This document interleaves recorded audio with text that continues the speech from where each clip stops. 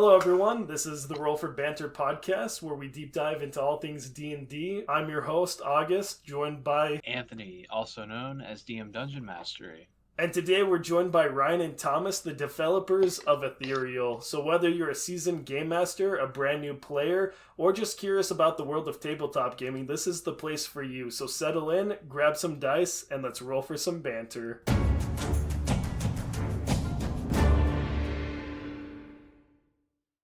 So, Ryan and Thomas, what inspired you to create Ethereal? I think when we first started, we were trying to find a space where it was like a mix of strategy, mystery solving, and like some deep combat elements that we couldn't really quite find that itch for in other systems. Like there's a ton of great other systems out there with that kind of feeling and vibe, but we couldn't quite get to that exact category. So we kind of wanted to take our own stab at it. I have a huge love for cryptid creatures and the unknown and conspiracy theories, so I thought it'd be a really cool element to dive into. Yeah, I'm with him on that. I'm very much a cryptid nut. Mothman is my lord and savior. So as soon as Ryan asked me to onboard this, I was right in with it. So his one like note of joining is like, I'll only join if I can make the Mothman stat block, and I was like, all right, that's fair. Yeah. No, that's a fair compromise right there. Yeah. Yeah, no, I've had a chance to look into a little bit of your guys' videos and what you guys have posted so far, and it seems like a very interesting concept. You don't have a whole lot going on in that cryptid space right now, and I really like the takes that you guys have with it being like a government agency that you work for, and it's not just about stopping the threats, but also doing cover-ups. What led to that? So that one, I gotta give Thomas 100% credit for the agency thing. Originally, when I was working on it more just myself and my wife, it was more like, oh, you're an adventurer, you go town to town as a hunter of the cryptids. And then one day after Thomas joined, he's like, man, it'd be kind of cool if we were working for divisions of a government agency. And then that kind of just like, I was like, okay, what about classes become divisions and subclasses become specialties? And that's your division you work for at the Beacon, is what the government agency is called. I mean, what good is all this stuff if you don't cover? What's the cover up is part of it, right? That's absolutely right there. You got to get the cover up. Gas. We actually just recently added a new mechanic to even like push that like narrative even further, because originally we were like, oh, at the end of the day you get like a report card from your boss and they'll tell you at the end like, oh yeah, you did a good job covering up, or you didn't do a good job. So we recently added this new thing called like unease, which is like a social bar that we're testing, where it's essentially if you start doing things that make the civilians weary of you, or they think that, wait, maybe something is going on here that's a little ethereal, you start getting these like unease points, and then at the end of the day, if it gets too high, well, you're gonna start getting debuffs, and your boss at the Beacon might not be too happy basically with you. So you get demoted to like unpaid intern after a while. Yeah, exactly. You never know, you might get demoted or something, or you never know. Government agencies, I feel like there's a really interesting space there for what government agencies do to bad workers. You guys did a really bad job this time, so the next arc is going to be mostly in the mailroom. You're going to have to work your way back up. Yeah, we're going to be doing desk work and light duty for the next 6 months, so guys, get ready, bring a lot of extra paper, because this is going to be fun. We really want to even though like we have a lot of combat heavy mechanics, we wanted to make sure there's like that element of outside of combat too, which we thought would be a good RP spot. Like even that one person that may not want to talk up a lot, even they're like, who doesn't have fun coming up with a cover-up story, right? Like, why are there sewer gators down there? It wasn't a sewer gator, it was just a giant rat. Like, you could do like some really wild stuff with that, I think so. Yeah, so years ago, and it's still kind of an ongoing game, my brothers and I, we have always had like either a D&D or a Call of Cthulhu game going on in the background. And it's one of those things where it's like every few months we'll get together. It'll be like a Friday night where we all have the evening off. We get together, and the theme of this game that we've been doing for about 2 years is we are all this ghost TV show like Caps, or what was it? Taps, there we go. Or like Ghost Hunters, or Ghost Adventures, I think is what it was called. They're all very similar. They're all the same thing, but it's just that crappy ghost hunting where we all have our cameras and we're like, oh, what's that? But then it turns out after a little bit, we finally get like the first one where it's like it's legit, and it opens up with the standard Call of Cthulhu opening of the haunting, which is such a great scenario. But that's actually been something that like we've moved towards, is now that we've been exposed to the mythos and all these things, it's covering up all the things that we found. Like we went and we did the scenario called Hell House, and at the end it was like, how do we cover this up? Like we're now like probably wanted by at least 2 government agencies. We've committed at least a dozen felonies. We've killed so many people on accident. Like, how do we get away with it? So I actually, when I was looking into your guys' system, that was one of the things I really liked about it, because that's been some of the most fun parts on our side of the game, is figuring out, okay, how are we getting away with it, or how are we getting away with this, and how are we not scaring the public with what we found? Yeah, we're definitely working at making certain specialties that are our take on classes or subclasses that are a lot better at helping with the cover up. Some, verbal magicians, as it were. But it's so much fun to just try and talk your way out of things like that. So, I with dealing with cryptids and stuff, I'm sure like, does your game have a lot of like horror elements in it? Like, I'm sure you could probably do a pretty creepy.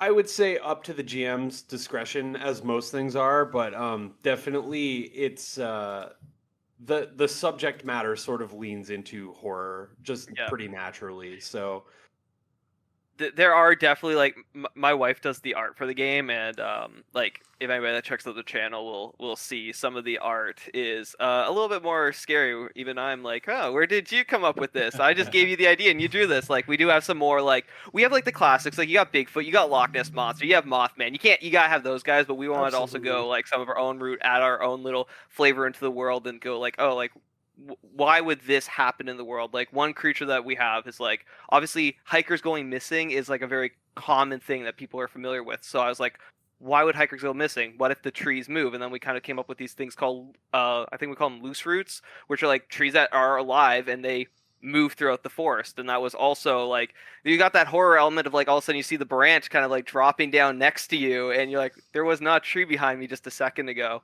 And then there's like really this cool. We have this other one that I'm actually currently designing called the Sentinel, which is like this creature that has these 2 giant like spotlights for eyes that are normally off, and it'll like make you see it in the distance, and you start running from this thing, and this thing's like tall, it's like 70 feet tall, it's as tall as a pine tree, and you're running, and then all of a sudden you see a light in the distance, you're like, oh great, safety, it's a radio tower, or it's a I can't think of the word right now. It's a radio tower or a lighthouse or something like that. So you start running towards the light, and then you come around the corner, and you see the 70-foot tall creature with these giant spotlights just on, and they just lock down onto you. And this thing, my wife drew this thing. It's covered in barbed wire. It's lanky. You can see its rib cage, and the light paralyzes you, and you just feel the heat from the light. So like we got that element of horror in there, obviously, but also like if people want to go lighter, then like Bigfoot, Loch Ness Monster, you can go on the softer side too. You can make it softer, but it's really easy.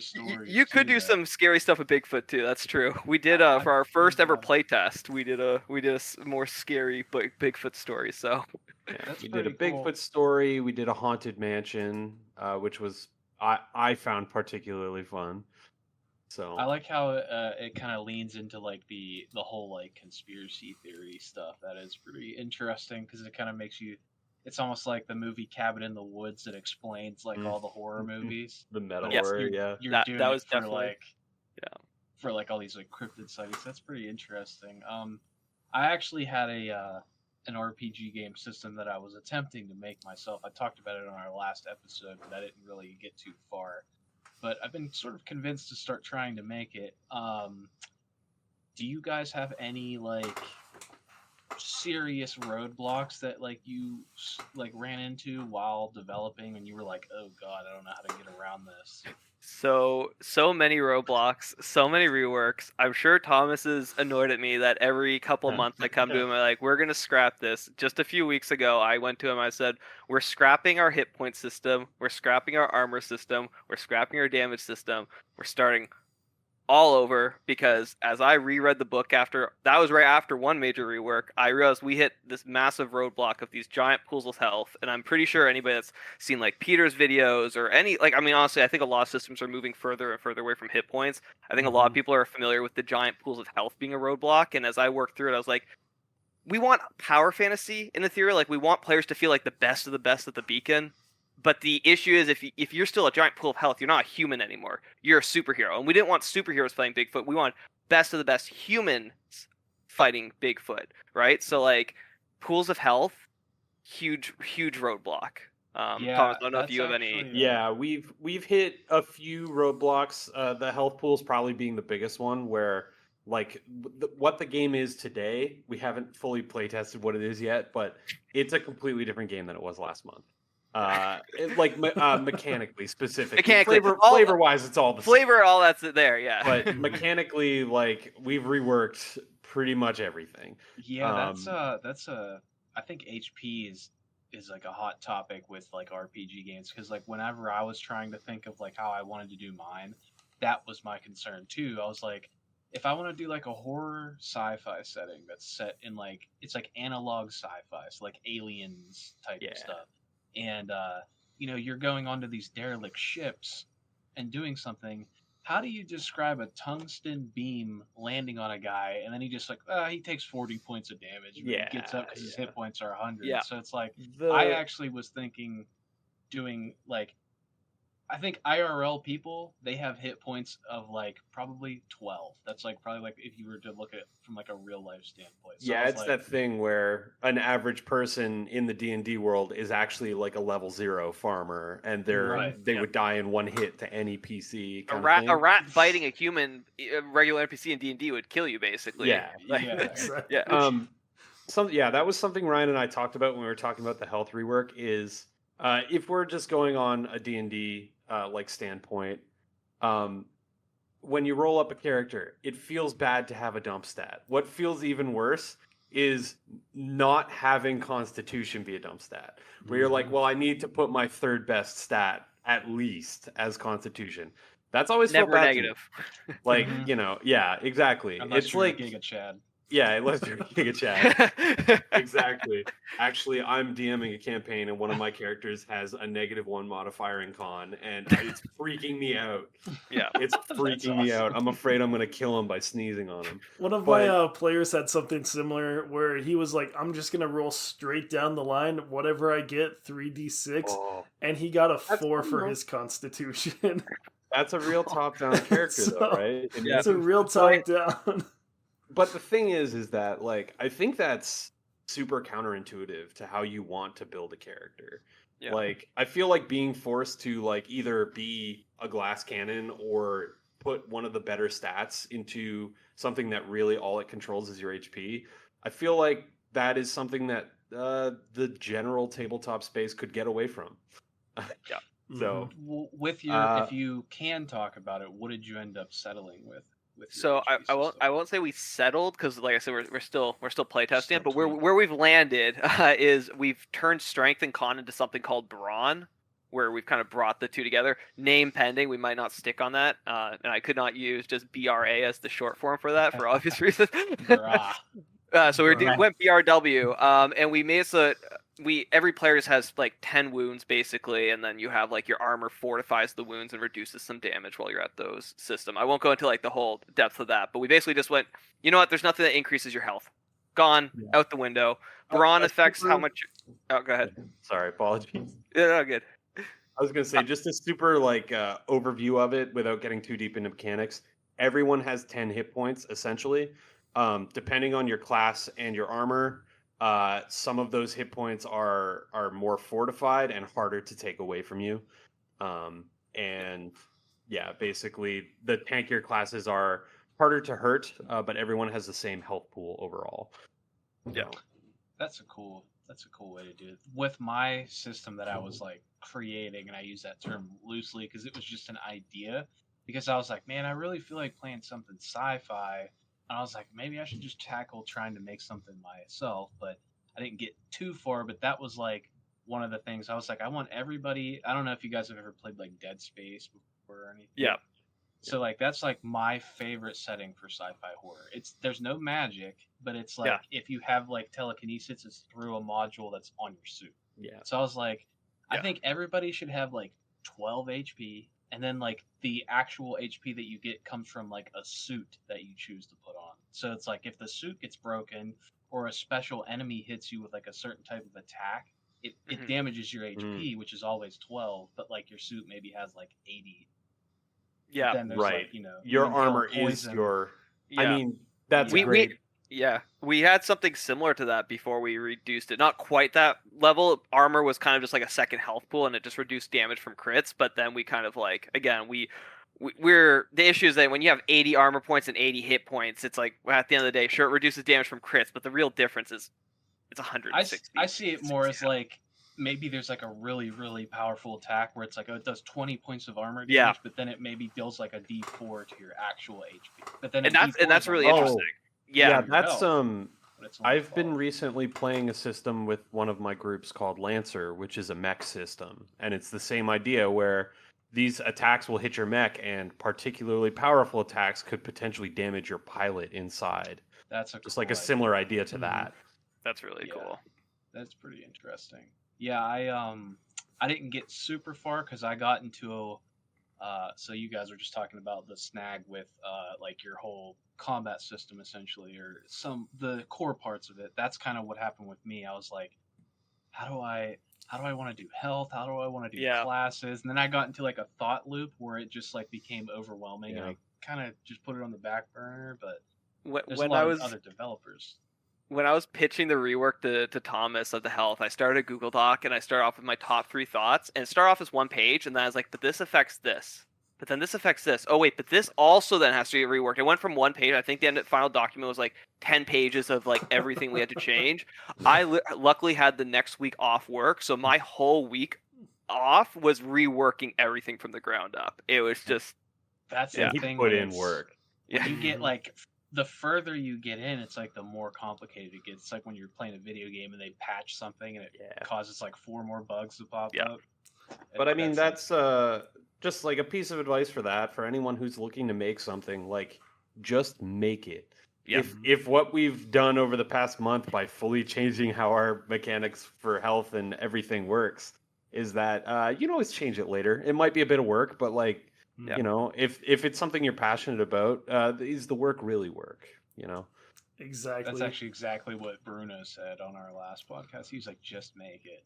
That's like that'll be like the if you come up with something better, if you come up with something better, just swap it in for whatever it's gonna replace, right? And every time you go through, you make improvements to the other stuff that you didn't even plan to change either. Like every time I read through our divisions of specialty, I get a new idea and I rework an old ability that wasn't as cool as it is now, or something like that. Like we're always making changes. One other huge hurdle we hit was our spell system, actually, come to think of it, because the hardest thing about doing magic in a non-fantasy setting is making magic not feel fantasy magic, which as soon as you do something that's like, oh, you shoot fire from your hand, people go, oh, it's like fireball. Oh, it's like firebolt. It's like, okay, well, how do you break away from that? And I think after like 3 reworks, we finally got there where we tied magic more into like, we call them abstracts. It's like items that your character picks up around the world. Like they're not actually components you hold onto, but it's like components as spell slots almost, if that makes sense. So it's like, oh, when you take a dedicated rest, narratively, your character finds some river stones that they infuse magic into, and now next time that's your equivalent of a level 1 spell slot or something like that.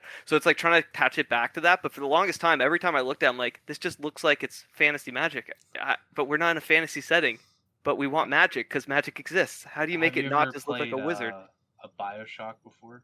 Yes, I'm a huge BioShock fan. That's actually like, that's one of my favorite game series. I like the ones the best that are in the ocean, because that's like the coolest thing about the setting is the fact in the ocean. But I also love like the whole plasmids and, you know, like splicers and stuff. It's such an awesome concept. Like rewriting the DNA to do telekinesis and magic, and shooting lightning out of your hand and stuff. It's cool. It's just such an awesome concept for a game. The thematic of the vending machines. Yes, that too. It's like welcome to the circus of value. So good. That's great. Ryan's right. Like trying to figure out how to slot our magic system into the world without making it seem like now we're just doing D&D, but in a conspiracy theory. Like, it's hard to try and figure that out, and we're still working on it. But I think we're getting closer every day. Do you guys have some examples of like the spells that you have available to the players? So we're still working through the revised spell list, but one thing we've tried doing is making more spells that are more for out of combat purposes. Like you do have combat spells, obviously, but like we have a lot of, I like to call them like meta world spells. So there's 4 classes of magic. You have Divine, Forsaken, which I think are self-explanatory. Transmutation, which is like your corporeal kind of like physical stuff, and then finally we have my favorite, Tekana, which is tech and arcana combined. So it's the idea of Tekana is that it exists in this world. You can build machinery and magic together, but it always breaks. It always breaks very quickly. It works and then it just falls apart. And so like in each of those classes, they have like one meta world spell. So like Forsaken has Curse Object, which basically as you go down this spell list, you basically can upcast it to do more effects. But it starts off like, oh, you can make an item make a weird noise when somebody walks by it. And then my favorite, when you get very far down the list, is you can have a doll follow a person of your choice around, basically, and the doll will stop moving if the person looks at it, and it'll always stay 90 feet back and stuff like that. And I don't know if this is going to help solve crimes, but it's a cool spell, and it fits very Forsaken-like. Or you have like find a way to use it. The Tekana scare away people from investigating. Like they're like civilians trying to investigate something that you're supposed to be investigating, so you scare them. Yeah, exactly. And then you have like in the transmutation, you have like ones that like are control wildlife. So it's like where you can talk to plants, talk to animals, and stuff like that. So like we have like a lot of like different like meta world spells, and then you have like your standard combat damage spells. How we like to do the spell system though that we're testing is when you cast a spell, it uses like a basic level. I'm just going to call them spell slots for the sake of it, because I think that's the term everybody's most familiar with right now. You start with your basic spell slot, and then you can like modify most spells to make them like an AoE or a line. So if you want to like change it, you can if it's a damaging spell. A big part of our rework was trying to make spells modular. So rather than having 1,000 spells, we tried to have 100 spells that each do depending on. When you upcast, it's not like change your damage from a d6 to 2d6. Your upcast is change it from a bolt to a ball, like a fireball. That blinds. Bolt to a fireball kind of thing. We're trying to make upcasting and the spells themselves more modular than just upcasting does more damage, which is great. We love doing more damage, you know? Oh, yeah. But rather than having 80 pages of spells, why not just have 8 pages of very adaptable spells, which also cleans up picking your spells as well. You don't have to pick 20 spells when you can just pick 3.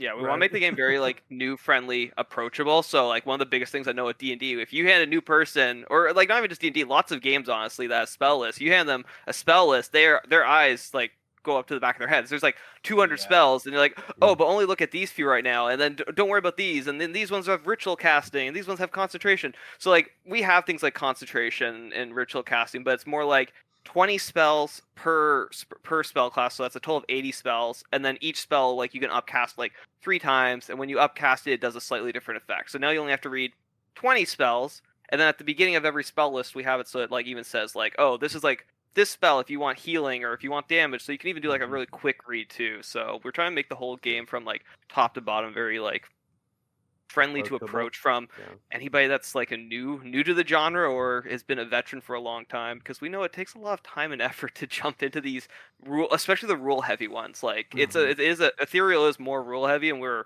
more than aware of that, and we want to make sure that everybody can enjoy it. Yeah, we're working towards that. We're working on it. The learn a new rule set. Absolutely. The modular spells are cleaner at the table too, where I think everyone who's played a martial class that has 2 pages on their character sheet versus a spellcaster that has a binder. Well, yeah, that's been something that's always scared like my players. I have people at my table that have been playing D&D for 4, 5, 6 years, and they're still like, I don't know if I necessarily want to play the wizard. They're like, I like the idea.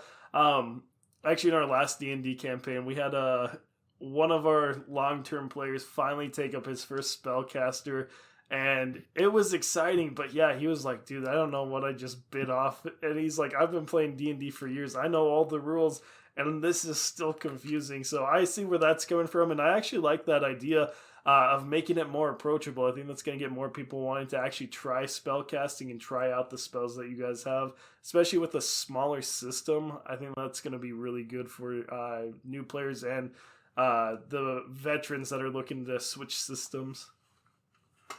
One thing I want to do, like to your point of like having to also like look through all those spells, is like at the end, like have a section like dedicated, like, oh, do you want to be a damage dealing spellcaster? Here's a quick pick for you. Like, have a quick pick of spells, and that way, because some players don't want to read through 100 spells, but they know what they want. So if you know you want to play an ecclesiastic that does a little bit of healing, does a little bit of damage, and has some utility, there's the list. Your level 3 character, grab this, boom. There you got your spells. Go sit down with your friends, go play. Don't worry about reading don't read the other 17 spells in the book. Don't even think about it. Ecclesiastic being our divine healing cleric. It's a cleric. It's an ecclesiastic. Yeah, so what are all the classes in Ethereal? All right, let's see if I can remember them. Thomas, help me out. Help me out here if I miss a. So you have the archivist, which is your librarian, your book nerd, if you will. I won't read every specialty, but I'll highlight some of our favorite specialties. Out of the archivist, we have one that is called a scavenger, which is essentially Indiana Jones. You have a whip. You get some cool whip moves. You can play your Tomb Raider, your Indiana Jones fantasies. That one is a fairly new one we just added. We have the Accursed, which is a shapeshifter. Every specialty in the Accursed turns into a different creature. So you have werewolf. You can turn into a ghost, so you can fulfill your Danny Phantom needs if you want. Oh yes. Okay, Thomas, here you say the next one because I'm honestly blanking off the top of my head. Are we doing alphabetical? Because no, just do the next one. Yeah, I mean, well, we do have the ecclesiastic. Yeah. Or which is we'll have our it has, to break it down to D&D terms, it has your cleric, your paladin, that kind of stuff, your holy warriors. Mm-hmm. Yeah. We have the hunter. You gotta have a hunter in there as well. The hunter. The fun thing about the hunter is that each hunter has a type of specialty of type of hunting. So you have a trophy hunter, which is all about big game hunting, focusing one target. We have the Black Forest Hunter. In our world, the Black Forest in Germany is like one of the most dangerous, magically infused places in the world. So you send off the best of the best to practice in the Black Forest.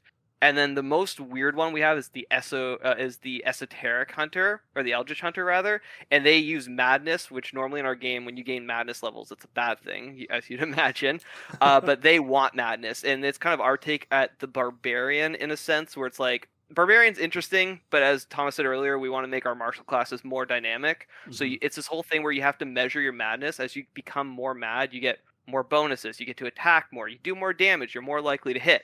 But then there's also negatives in that table as you go from 0 to 10 madness. And if you ever hit 10, you're in trouble. You're going to start taking a ton of damage every turn. Enemies can hit you more, but you're also doing more damage. So do you want to risk it? Do you want to push yourself up, and then you can affect your madness? So that's one of the favorite hunter ones, I'd say. Yeah, and that's probably also our most advanced class, I would say. Mm-hmm. Yeah. You really got to walk that line. It's a gambling class, so. Yeah.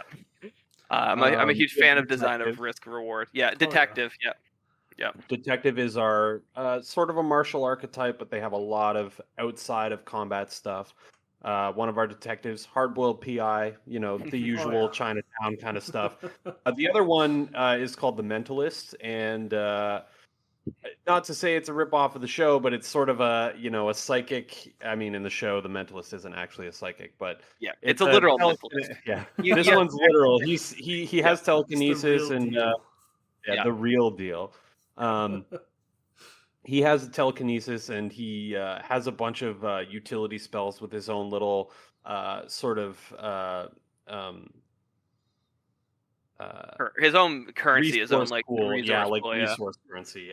Yeah. We have the occultist, which is your dark, forsaken magic caster. They have like a very wide array of things where you have like you have the wick. Dark. They're not all dark. We have a Wicca in there, which is like you get like a token every day that affects your abilities. That's the most advanced one, where every day you roll a d4, and depending on what you roll, you get a gift. And then all of your abilities change based on that. So, for example, there's like an ability that creates a wall, but the type of wall depends on the gift. So if you got a salamander heart, it's a fire wall that now does damage. If you get a fishbone, it's a water wall that heals people. And then so it's like every day you need to change your strategy because you don't know what gift you're going to get for that day, and your abilities are completely just altered every day. And then I'd say the most standard class I think a lot of newer players would probably levitate towards is the trooper. That's a gunman. You have a mercenary in there, which we need to rename because mercenary doesn't make sense if you're a government worker. But that's you use like gun techniques basically with your firearms. There's a strategist in there, and then we have a tank one called the fortress. Which the fortress is a funny story because when we first created the fortress, we forgot to put a lot of notes that you have to use melee weapons for a lot of their abilities. So in our very first playtest, we had a guy show up at the table and he played a ranged tank that basically got no damage dealt to him, and he did about 10 times the amount of damage than anybody else at the table by the end of it. This is why you playtest. You miss sometimes you miss the most obvious things. Yep. Yes, playtest often and playtest always. That is the mantra. Anytime you get the opportunity to, because players will find that stuff faster than that anybody. Guy.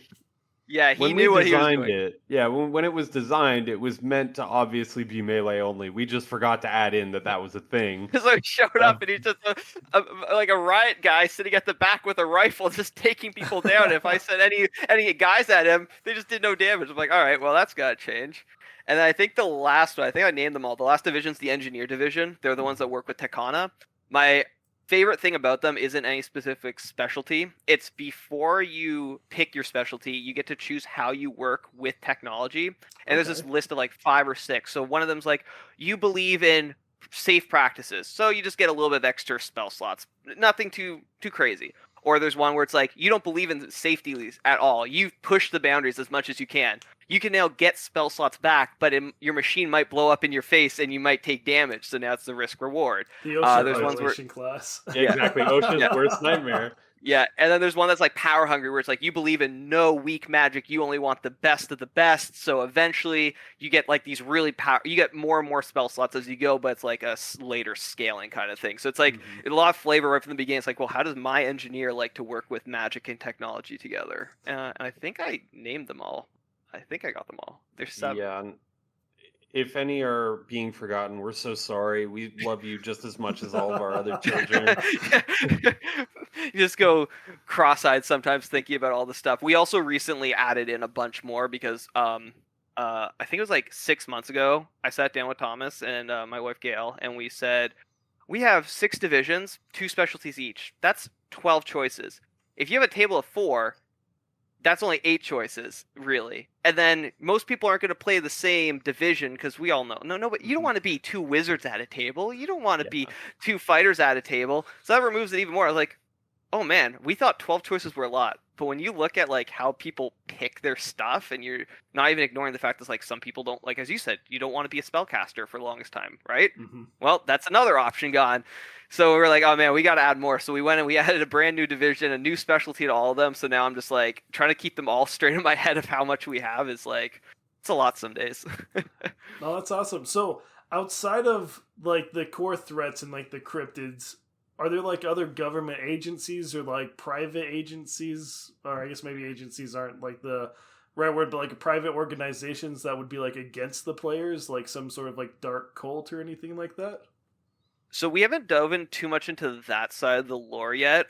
In our mind, the Beacon is kind of like government agencies that have been set up around the world. But like we would imagine, due to the time era, which is like late 1800s, early 1900s, obviously the world was still in like a very disarray because of various activities that happen around the world at times. So in our mind, like you probably wouldn't have like some more like Eastern countries and continents being necessarily part of the Beacon, but they'd probably have their own version. Or you probably would have certain people trying to tap into what happens if we let loose a spirit on this town? What happens if we let a sentinel all of a sudden into this American village or something like that, right? So I think up to GM in that case, like we're trying to, from the lore, I'm somebody that likes to really like homebrew my own lore when it comes to like worlds, and I kind of want to, in my mind, give the players like, here's the Beacon, here's like the lore of the beacon. Do what you want with it, because at the end of the day, if we're on Earth and we're at the real world, I don't really want to dictate history at that point. That's at least my perspective. We're trying to keep it a little open in that regard. Yeah. But also, we have talked about how we've thrown around the idea of how each branch of the beacon has its own interesting quirks and stuff. So we've had fun conversations about the idea of like, imagine this branch here is like decentralized, completely unattached to the rest, and is just doing its own whack stuff. Yeah. And they could be the bad guys. We haven't really added a ton of that stuff into the book yet, because we've been just so focused on actual mechanics. But we've had some interesting conversations, so there definitely is opportunity later when we get to that part of the book about adding, different cults, different factions, different branches of the beacon that have gone completely off the rails. It's an open book at the moment. So that's the one thing about the beacon too that like I think we've taken inspiration a little bit from is like I think if you guys are familiar with Fallout and the different vaults all having their own little experiments, like I think that's a spot that we can also go with the beacon, where some beacons are all about like wanting to learn about the creatures, others don't care and they're like, just take them out, we don't want you to bring them back here, just get rid of these entities, get rid of these creatures kind of thing. And then, like as Thomas was saying, there's like a lot of interesting things we can do within the beacon. Like we have, by lore, the Accursed division is a very controversial division within it. Like you literally are, imagine you're an agent and you're out there taking care of werewolves on a daily basis, and then Fred walks by you and he's like, hey, what's up? And then he turns into a werewolf 2 seconds later and he's fighting on your side kind of thing. So like we like to have like little things like thinking like, oh, how do these divisions interact with each other? The occultists, they tap into Forsaken magic, which, well, it's Forsaken for a reason, but they work at the beacon, so they're also another like one of those more controversial ones. But at the end of the day, it's a government agency. They don't care. They just want to get the job done. They want to keep the people safe, and they want to keep the people keep them happy and not aware of these things that are happening right under their noses. Oh yeah. Under budget if they can do it. Under budget, yeah. Well, I mean, it's government. If it can always go under budget, that's the goal. But we all know how it ends up being, and it's like, how did you guys spend $1.1 million on this? You gotta spend it all, or else next year they lower the budget. So. Exactly. Budget's interesting. That's actually how we handle money in Ethereal is interesting. So like it wouldn't make sense for a player to go out into the world and get like, hey, I found $10 on this guy, I'm gonna take this guy for myself, right? So what we did was the idea is that Bigfoot had a 20 on his you can if you want, but the idea that we have is we have a thing called a weekly budget, where it's like the idea is if you work for the detective division, your division would obviously get some money for assets, so you'd have a set amount of money that your character gets every week, and the idea is that it's like, oh, this is your boss handing you this money, and then when you come back from a job, that whole field report thing I mentioned earlier, based on how you did on like obscuring and learning, they give you a bonus, be like, oh, your field team did really good, you learned a lot about Bigfoot this week, so here's an extra $2. Keep in mind it's 1900, so $2 goes a long way. Exactly. Well, like if you guys have ever played Call of Cthulhu, they have a system called credit rating. And so the way that credit rating works is you have like different tiers, so you can put points into it, and then you can eventually like increase your credit rating.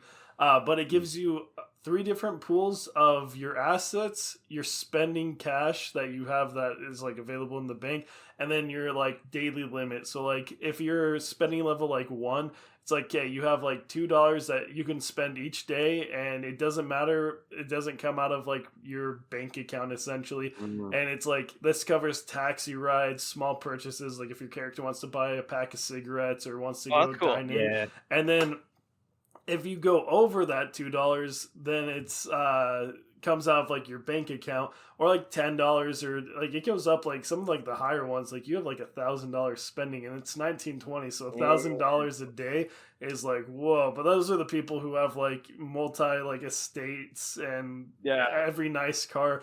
But it's really cool because it's like, okay, you have your assets, and you can sell your assets if you need more like cash flow.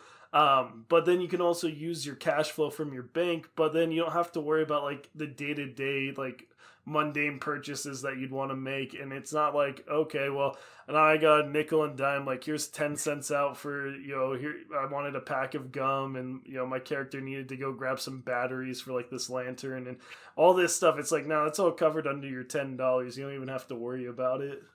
That's cool. I hadn't heard of that, but I really like how they handle that. Yeah. Which is funny. We literally had a conversation today about taking rations out of the game.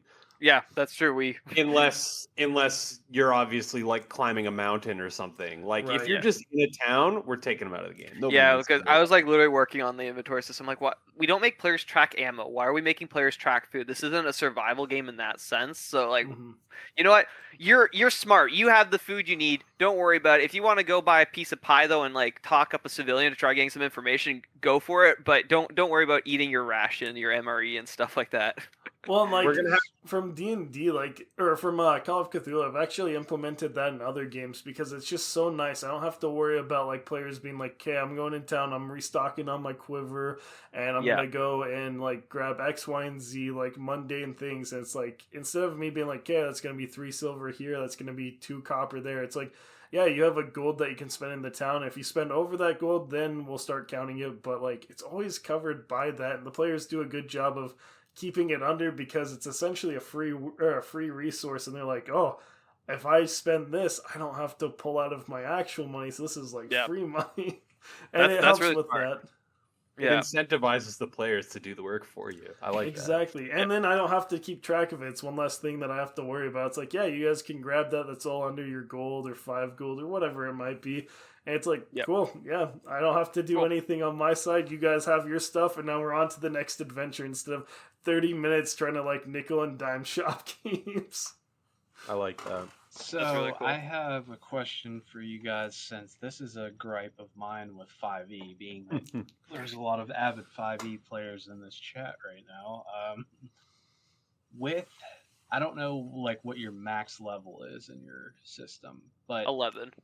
okay. So I'm sure you know, if you've ever DM'd a game, after about like 12th or 13th level, D&D starts to become silly town, and like it's almost like you as the dungeon master are playing a survival horror game for your monsters, because you don't know like, I'm gonna throw this Tarrasque at them, and it's definitely gonna like raffle stomp them, and then suddenly the wizard goes, I polymorph it or something like that. Just something you weren't expecting.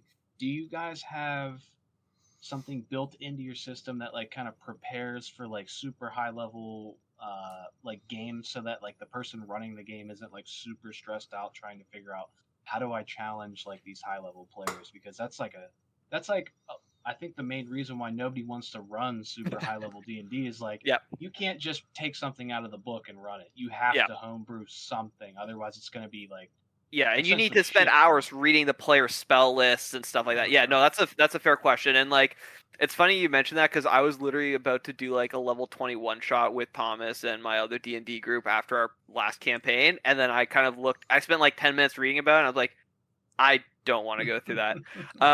For Ethereal, we're still playtesting it. We're doing a full like 1 to 2 year campaign starting next year, which we'll get to see if this works.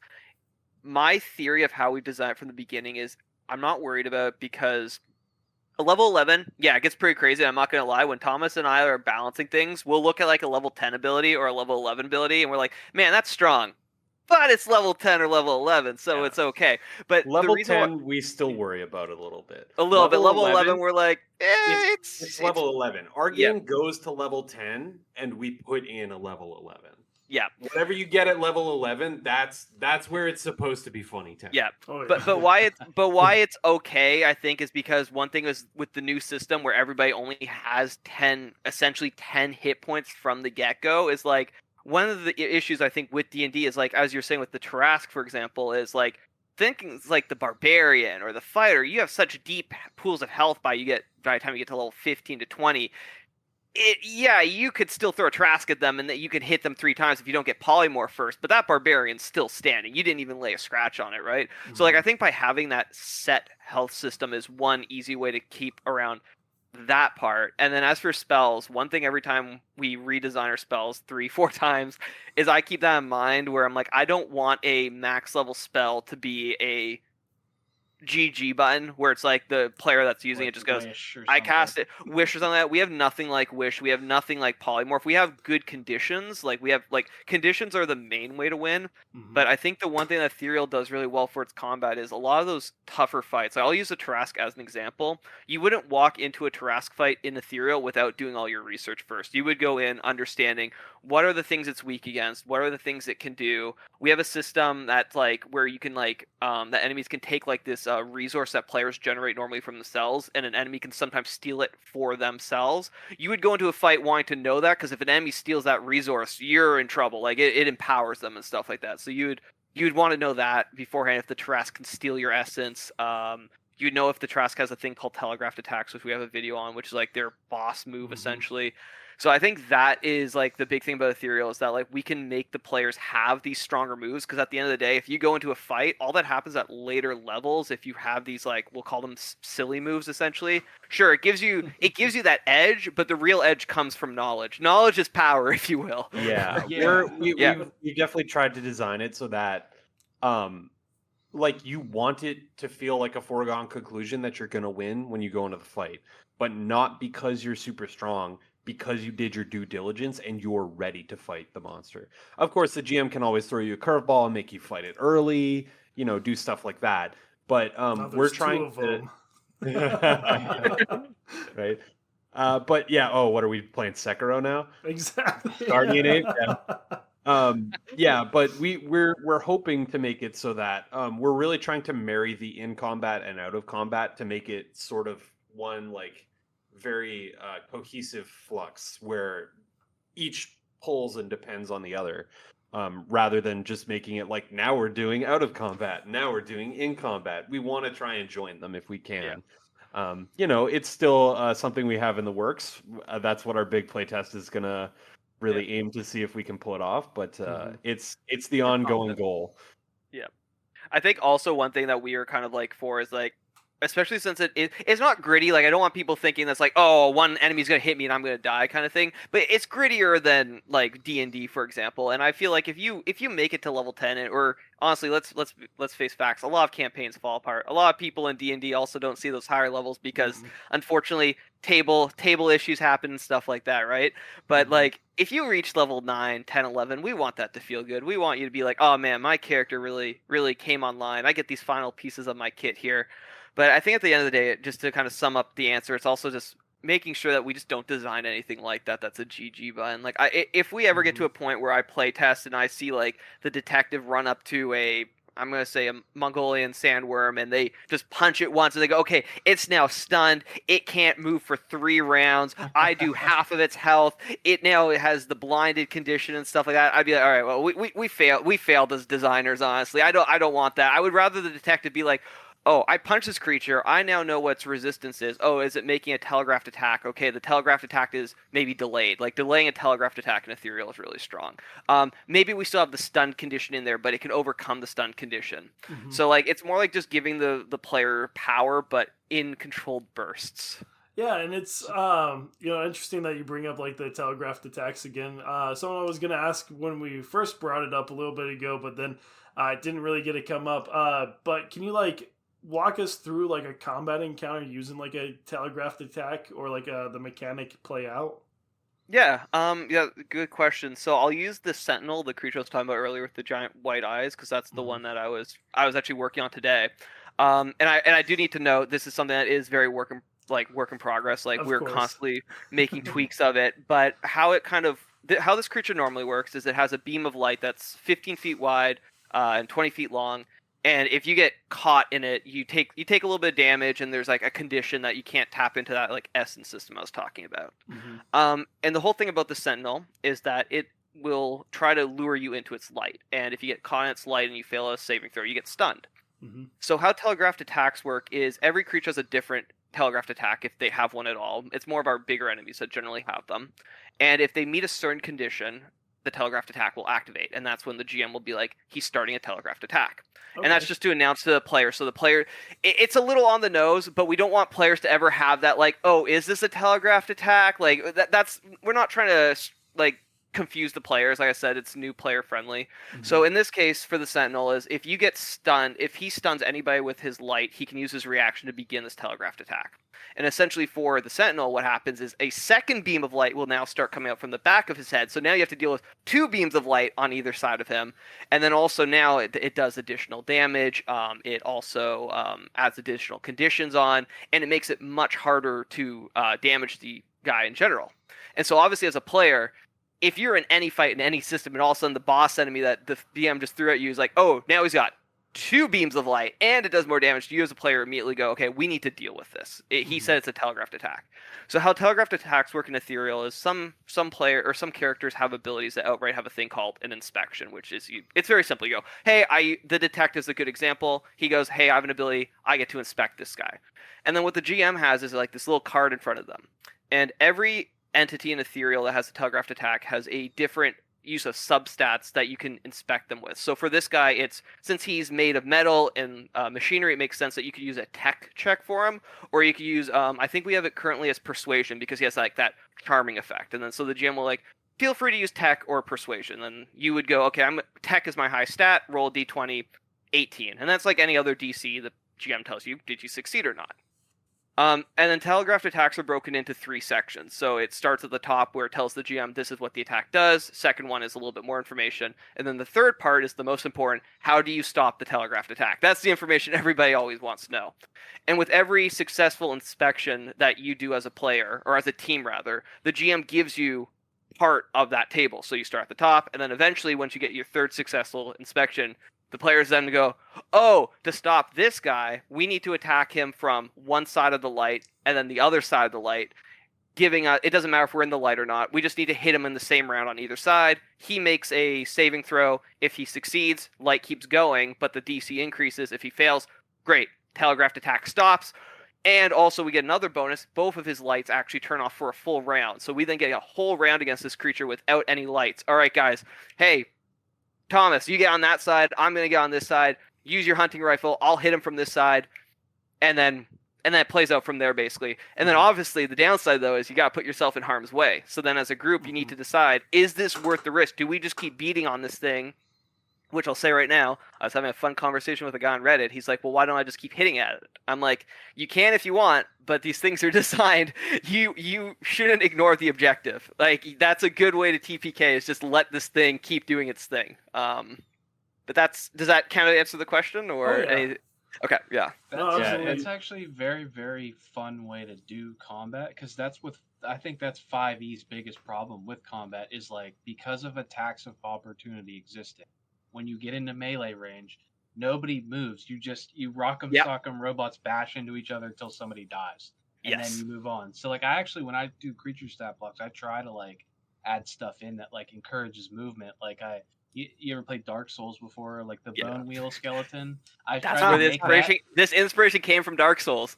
Really? Well, yeah. I added I made like a skeleton stat block called the bone wheel skeleton, where it's like if he moves at least 15 feet, then he starts rolling, and then you have to make dex saves as he rolls in a line. Yeah. But if you can kind of like lock him down, he can't do that. So like he has to move at least 15 feet. So if you get him into a corner, he's like just really weak. He can punch you. That's it.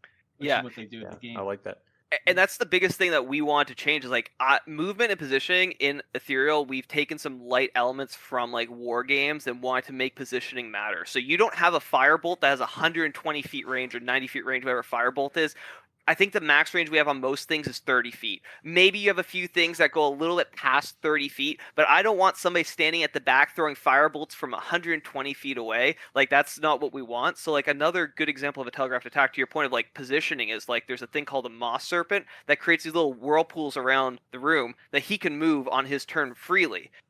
You can go up to him and just keep hitting him if you want, but he's going to keep putting these whirlpools on top of you, and you're going to start taking stacking damage. The only way to stop this telegraphed attack is you need to go into the whirlpool and declare a special action that you fight the current. So some telegraphed attacks are like a little mini game where you have to declare a specific action, and that's the only way to close the whirlpool. So now you need to figure out, like, oh man, do we stand in front of this guy? Do we take the hits and go into these whirlpools and close it?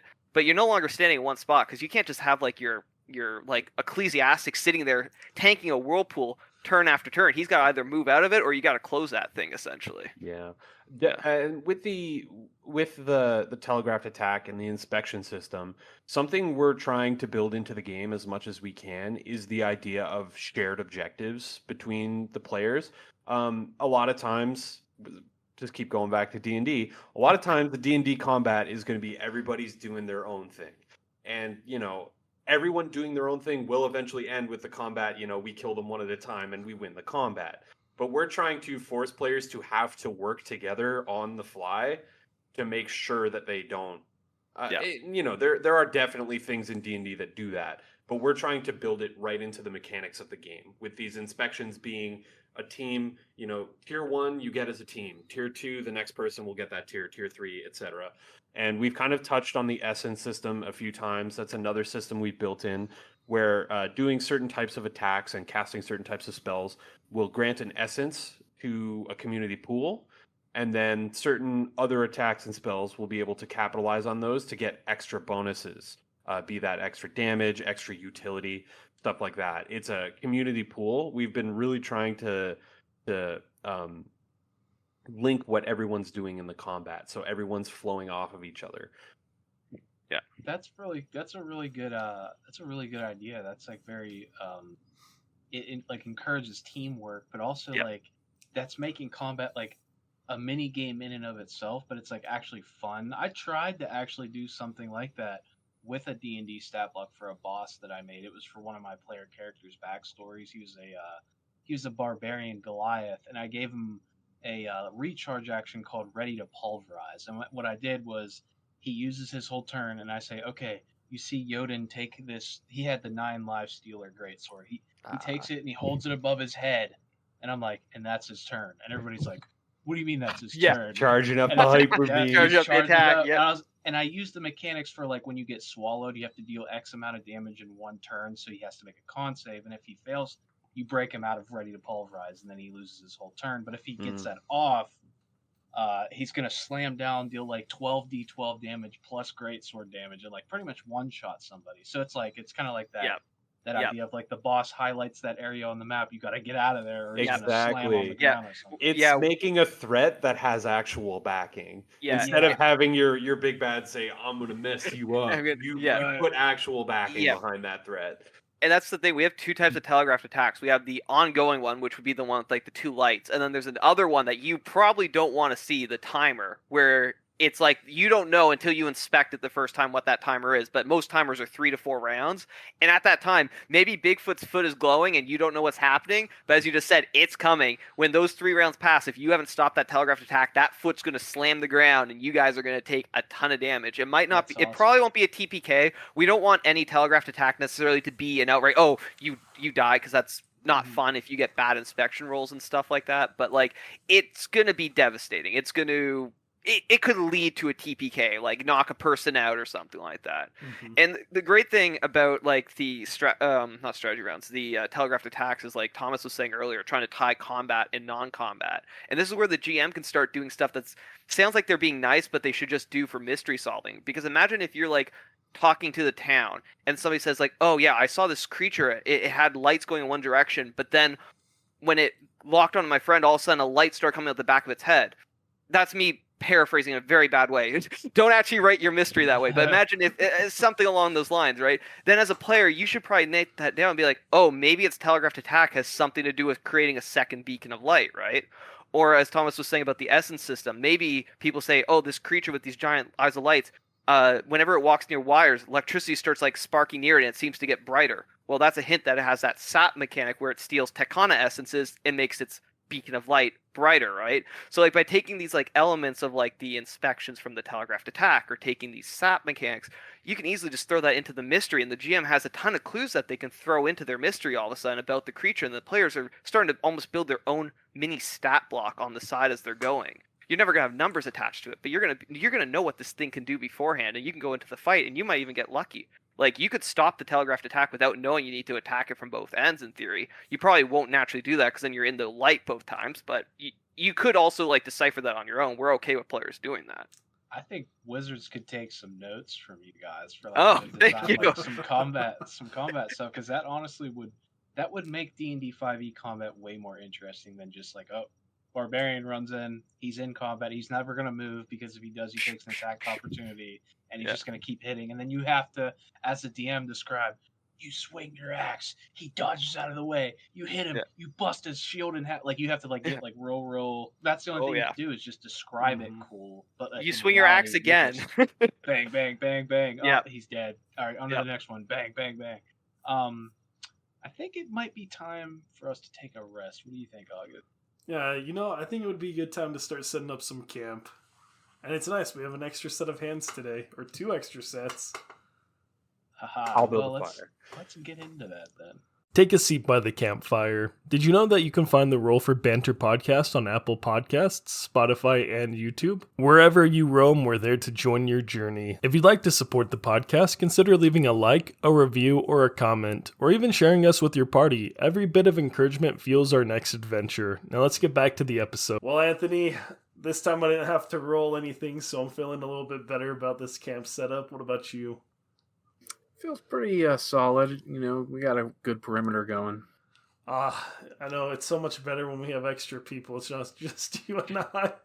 Well, perfect. Well, getting back into the conversation, what are some of the games that have inspired Ethereal, or some of the books or systems that have given you that inspiration to make this awesome game?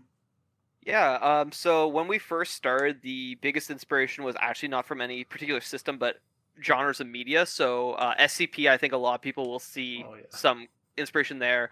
Mandalot Catalog, my wife introduced me to. If nobody's seen that, I highly recommend it. It's very, very unsettling stuff. And then outside of that, you got like obviously X-Files. You got a little bit of I'm sure, Thomas, which ones am I forgetting here? Supernatural. With the Beacon, you've got Men in Black for sure.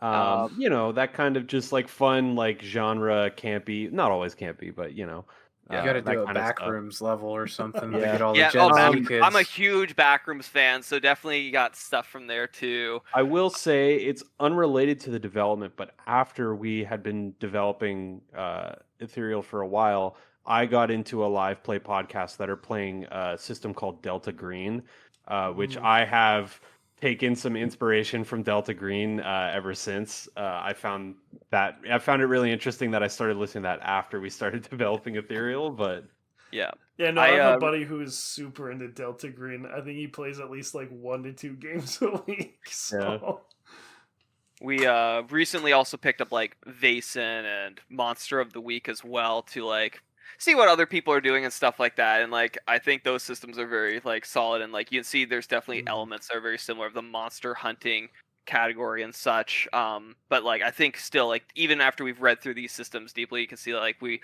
still have taken different directions and stuff like that. I do really like both these systems, so I think they've done a very good job at like what they were set out to do as well. Yeah, I've played a little bit of Free League myself. Like I have the Vaesen, however it's pronounced. However you pronounce it. Exactly. But I have a few Free League books, and definitely like reading through like it. I really like the lore that they build up. Where it was actually something I was thinking about last week's episode with Anthony's game. Something that he wanted to do was like a hub system. And I was like, oh yeah, there's actually a game that kind of has a hub system. Granted, it's more like building up your mansion, but it could definitely be something to like pull inspiration from. Yeah, definitely like Vasen's like whole world building, and the one thing I really like, or Vaesen, I might be the one mispronouncing, whatever it is. I really like their world building. I like it's very set, and what I do really enjoy about it is it's very much like, hey, the creature is less about fighting, and this is more how you have to come. Like how I've read it, I haven't played it. I read it more as like it's not, you don't want to fight the monster head on. You want to overcome it and like outthink it, which is great. But like for Ethereal, like I said, it's all this epic battle. So it's like, that's cool. But what if we now had a detective punching Bigfoot in the stomach? Now that's a lot. Exactly. That's really cool. So pretty metal. for like everybody out there that's like trying to design their own system, I have a question for you guys. Since you guys are pretty well along the way of making your own, and I'm sort of like just now getting back into it. I'm like still in like the pre-alpha version of my game. But what is like the best thing to start on? That's not like, oh, this is where you should take notes. Like, what is the best thing to start on? Like, either game mechanics wise, or should you start on the story of the game first? Like, what's the easiest thing to start designing first? So, I think the first thing to design is your core like resolution mechanics, and figure out how you want things to get resolved, and then build it out from there. But I would say even before that, I would look at other systems and see what you like or you don't like. No joke, the original thoughts of Ethereal, I think the very earliest napkin sketch I have was I didn't like how important dexterity was in 5e, and I think it kind of then just kept evolving from there. But I would say resolution mechanics probably should be the earliest element that you figure out, because then you can build out from there. Because at the end of the day, story doesn't matter as much. Like, you can build the story around whatever idea you like, but I think it starts by resolution. Yeah, having a mechanics framework is really important. You find that if you build a solid mechanics framework, you can flesh out things through that.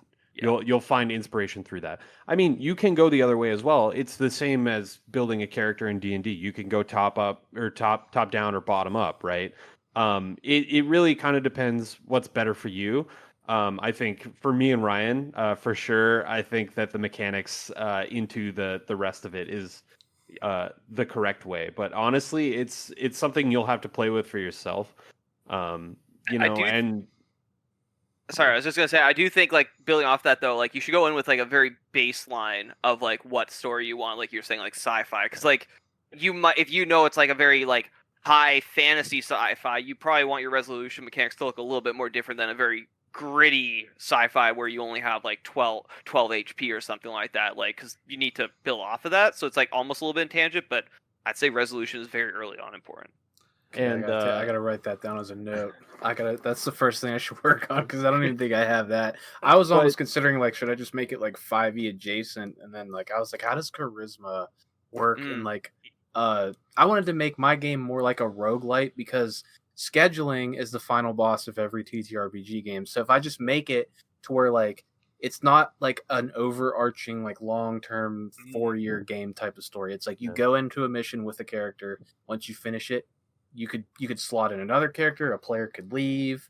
Like, it's all, I wanted it to be like a roguelite. So well, that's like kind of your first spot then, definitely, is figuring out like the genre that you want it to sit in. Anyone who messes up the scheduling, you just kill them off. Yeah, right. Right. He gets eaten by the vent monster. I think something I've said to Ryan, once or twice is, no system is perfect. If one system was perfect, everybody would be playing the same system, and there wouldn't be hundreds and hundreds of systems. Make the game you want to make. Don't worry. I mean, try to make it good. Try to make it balanced. Don't worry about making it perfect. It's not going to be, right? Yep. There's 5 editions of D&D, 7 editions of Call of Cthulhu. There's 2 editions of Pathfinder. Yeah, nobody agrees on any of them on what's the best. And I mean, as much as we love D&D, I mean, I got the sweater going on. Like, you can even look at 5.5. Like, there's a lot of things that they learned once already, and they're redoing the same interesting choices. So 5. It's like 5. You mean Tasha's 2.0? Yeah. I have it right here, actually. There it is. Yeah, I know, it's on the shelf right behind me in one of those books right over there. Yeah, I got mine over here as well. There. Yeah, we all got it. Yeah. Yeah, so it's like no systems, as Thomas said, no system's gonna be perfect. People have been doing this for much longer than us have still not perfected it. But I mean, honestly, I think start with the foundation where you're most comfortable, because if you start in a comfort zone, it's easy to go from there. But if you go into a spot that you're not comfortable, you're just gonna be dribbling, I guess, is like probably an even better answer than what I said before. So, and yeah, I was even from somebody who's done a little bit, because I've worked on game design, I've done some editing, I've done a little bit of like I've done a little bit here and there. Never officially gotten to anywhere near where you guys are at. But also, like, one thing that I found that's interesting is also figuring out, along with the resolution center, what dice system you want to use. You want it to be based on a D20, a D100, exploding D6, exploding D10s, just a single D6, whatever that is, because that's also a very big thing. When I was working on the game I was working on, it was a game called Forged Legacy. That kind of came in as an afterthought, and then like having to rework everything, because it's like, okay, we're going to be switching from a D20 to a D100 system. there's a lot of changes. You can't just multiply by 5 and get like the perfect answer with everything. Yeah. It informs a lot of how the game works, for sure. Yep. It's also part of the reason why we switched our damage system. Like we, D20 is the system, but before it was like damage was very similar to 5e, where some abilities do 2d8 damage, some do 5d10 damage, and you have these different dice. Now it's just d6 hit dice, where the hit dice determine the amount of damage. If you roll a 6, it's 2 hits. If it's between 2 to 5, it's 1 hit, and your first one is considered a miss, basically. So now it's just, and again, who knows if that's how it's going to stick? That's what we're testing currently, but that's another thing that we used to simplify it. Now you don't need to worry about, like, do I have D8s? Do I have D10s? Which one's the D12? I was always told the easiest way to remember the D12 is it's the one that looks like the tastiest one. And apparently if you tell that to a new person, a lot of people will go for the D12 as the tastiest looking, I almost said candy, tastiest looking dice. I hate to say it, the D4 is the tastiest looking one. No. That's the one you use dangerous. as a punishment when somebody min-maxes. You have to tell them to walk over it with their socks on. Nah, it looks like a Toblerone, man. Oh man, now I'm never gonna be able to look at my D4s the same way again.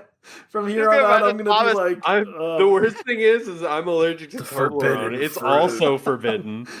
it's the forbidden chocolate. I can't. I'm just a dude who can't eat triangles. Such is life. It's the forbidden fruit right there. What's on his gravestone? Shouldn't have eaten the triangle. Shouldn't have eaten the triangle, man. Thomas died doing what he loves, eating D6s or D4s. Do you guys have any like social media shout outs you would like to do for Ethereal, or like where can people find you? I think right now best spot would be our YouTube channel at Fine Ground Cryptids. I would say our Twitch name, but we have a inconvenience with the Twitch name, so that's going to change to Fine Ground Cryptids eventually. Eventually look for us on Twitch on Fine Ground Cryptids, but on any of the videos also on our YouTube channel, you'll see the proper Twitch link there. Yeah, that would be our two core social medias at the moment. Perfect. Well, thank you guys so much again for coming on and rolling some banter with us today. As always, you can find this podcast everywhere where you find your podcast, whether that be Spotify, Apple Music, or YouTube. Once again, final thank you to Ryan and Thomas. We can't wait to hear how the game goes and maybe even getting you guys back on here in a year or two after playtesting. Love to. Thanks, guys. Yeah, Thanks for having us. Thanks so much for having us. We really appreciate it. It was a very enlightening experience to hear about your combat system. I'm like, I gotta steal some of those ideas. Steal away. We haven't published them yet. They're yours to steal. Oh, thank you.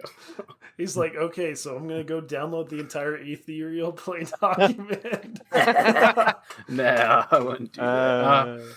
That's why we keep it in-house. There you go. Awesome. All right, guys. Well, we'll catch you guys in the next episode. Thank you again for watching until the end. You can find Ryan and Thomas on YouTube at Fine Ground Cryptids and on Twitch for the time being at Caffeinated Cryptids. You can find the Roll for Banter podcast on Apple Podcasts, Spotify, and YouTube. Wherever you roam, we're there to join your journey. If you'd like to support the podcast, consider leaving a like, a review, or a comment. Even sharing us with your party goes a long way. Every bit of encouragement fuels our next adventure, and we'll see you in the next episode.